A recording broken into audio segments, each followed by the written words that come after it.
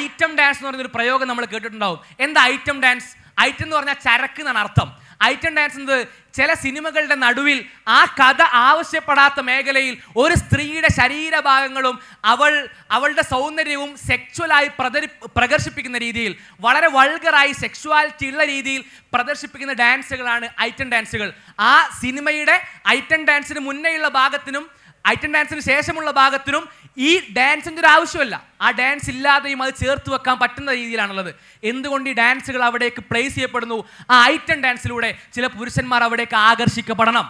ആ ഐറ്റം ഡാൻസിലൂടെ ഇതിൻ്റെ കസ്റ്റമേഴ്സായി ചില പുരുഷന്മാർ മാറണം. അവിടെയാണ് പറയുന്നത് സ്ത്രീകൾ ചൂഷണം ചെയ്യപ്പെടുന്നു. സ്ത്രീകൾ പുരുഷന്റെ കണ്ണിന് ആഗ്രഹമുള്ള രീതിയിൽ വസ്ത്രം ധരിക്കാൻ നിർബന്ധിതരാകുന്നു. അവരോട് ഇത്തരത്തിലുള്ള ട്രെൻഡുകൾ സെറ്റ് ചെയ്ത്, പ്രൊപ്പഗണ്ടകൾ സെറ്റ് ചെയ്ത്, അൽഗോരിതങ്ങൾ സെറ്റ് ചെയ്ത് ഇതാണ് അവർക്ക് മികച്ച സംവിധാനം എന്ന തെറ്റിദ്ധാരണ, മിഥ്യാധാരണ അവരിൽ ഉണ്ടാക്കി.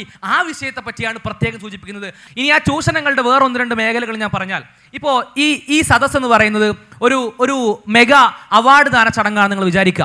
അല്ലെങ്കിൽ ഇവിടെ കുറച്ച് ഡാൻസിൻ്റെ പ്രോഗ്രാംസും അതേപോലെ തന്നെ ചില പാട്ടുകളും പരിപാടികളൊക്കെ ഉള്ള കുറച്ച് ആഘോഷ സെലിബ്രേഷൻ വൈബ് പ്രോഗ്രാം എന്ന് വിചാരിക്കുക.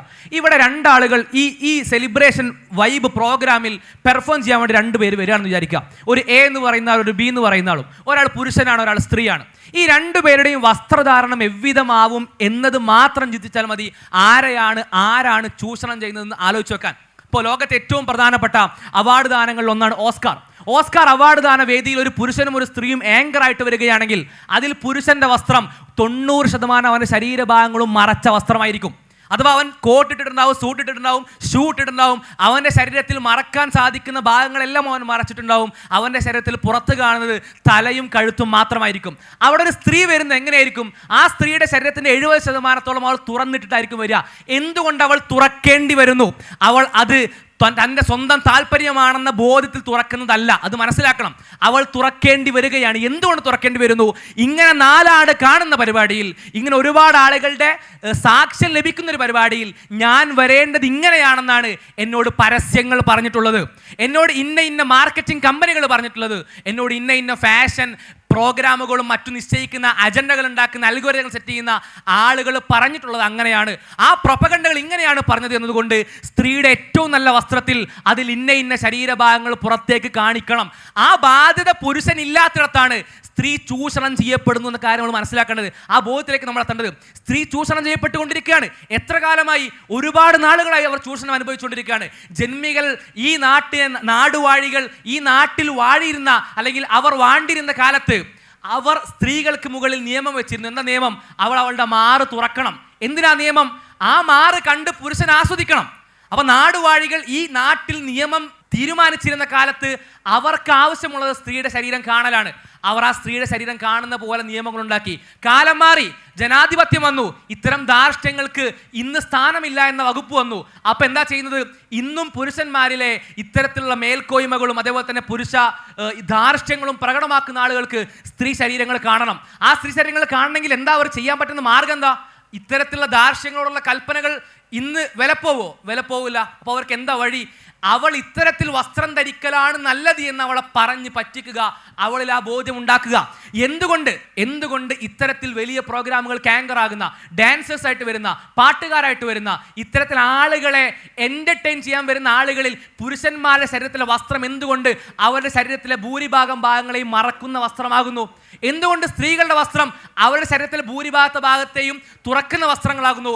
കാരണം സമൂഹം അവളോട് അങ്ങനെ ആവശ്യപ്പെടുന്നു. അവിടെ പുരുഷൻ ഇങ്ങനെ ചൂഷണം ചെയ്യപ്പെടുന്നില്ല. എന്നൊരു സ്ത്രീ പ്രത്യേകം ഇടങ്ങളിലേക്ക് ഇറങ്ങുമ്പോൾ അവൾ പ്രത്യേകം മേക്കപ്പ് ഇട്ടിരിക്കണം. അവളുടെ തൊലി അത് ഗ്ലോ ഉള്ള തൊലി ആയിരിക്കണം.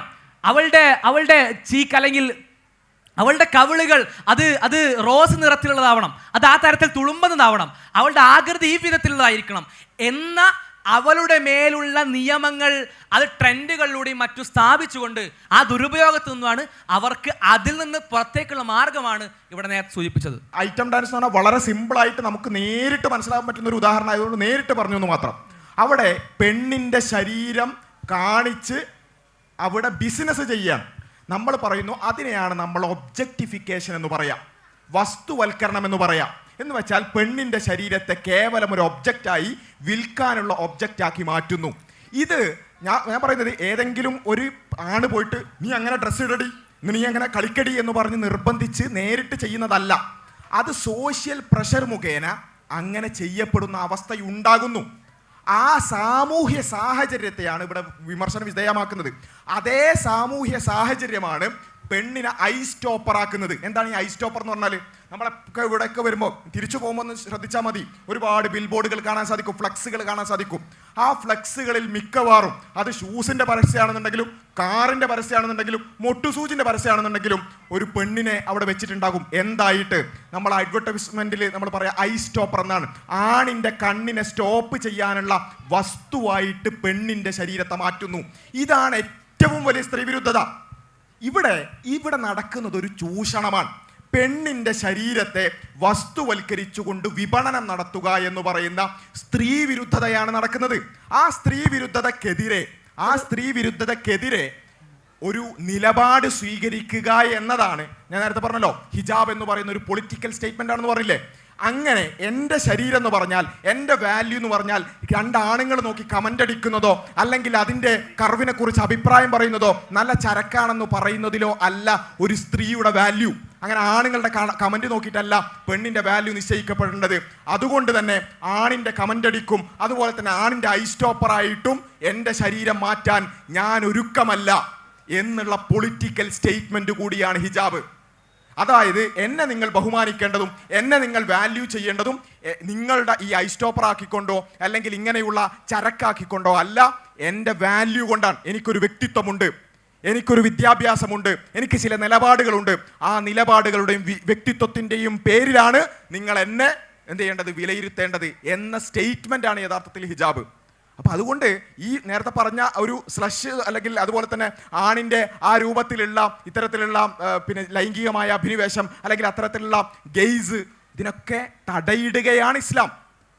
അത് യഥാർത്ഥത്തിൽ ഒരു പിന്നെന്താ പറയുക, പുരുഷന്മാരുടെ ബയോളജിക്കലായ ഒരു ടെൻഡൻസിയെ തടയിട്ടുകൊണ്ട് അങ്ങനെ നിങ്ങൾ നോക്കാൻ എന്നെ കിട്ടില്ല എന്ന സ്റ്റേറ്റ്മെന്റാണ് യഥാർത്ഥത്തിൽ ഹിജാബ്. ഇസ്ലാം എല്ലാ തരത്തിലുള്ള ചൂഷണങ്ങൾക്കും എതിരെ നിൽക്കുന്ന, അതിനെ തടയുന്ന ഒരു മതമാണ്. എവിടെയാണ് പുരുഷൻ ഏറ്റവും കൂടുതൽ ചൂഷണം ചെയ്യപ്പെടുന്നത് അവിടെ പുരുഷനെ അത് തടയും. ഇപ്പം നമ്മുടെ നാട്ടിലിപ്പോൾ പുരുഷന്മാർ ഏറ്റവും കൂടുതൽ പോകുന്ന ഒരു പ്രശ്നം ലഹരിയാണ്. ആ ലഹരിയിൽ നിന്ന് പുരുഷനെ ഏറ്റവും കൂടുതൽ തടയുന്ന ഒരു മതമാണ് ഇസ്ലാം. അത് മദ്യം, ചൂതാട്ടം, ഇങ്ങനെയുള്ള എല്ലാ തരത്തിലുള്ള ലഹരികളെയും അതിൻ്റെ ബേസ് തൊട്ട് അതിനെ എതിർക്കുന്നത്, അവരതിലേക്ക് പോകാതെ എതിർക്കുന്നത് ഇസ്ലാമാണ്. കാരണം അത് ആ തരത്തിൽ ഒരു പുരുഷൻ ചൂഷണം ചെയ്യപ്പെടരുത് എന്നുള്ളത് കൊണ്ട് തന്നെയാണ്. സ്ത്രീ ഏറ്റവും കൂടുതൽ ചൂഷണം ചെയ്യപ്പെടാനുള്ള സാധ്യത അവളുടെ ശരീരത്തിലാണ്. ആ ശരീരം ചൂഷണം ചെയ്യപ്പെടരുത് എന്നുള്ളതുകൊണ്ടാണ് അവളെ ആ രൂപത്തിൽ സംരക്ഷിക്കുന്നത്. ഓരോരുത്തരുടെയും പ്രകൃതം അനുസരിച്ചാണ് ചൂഷണത്തിന് എതിര് നിൽക്കുന്നത് ഇസ്ലാം.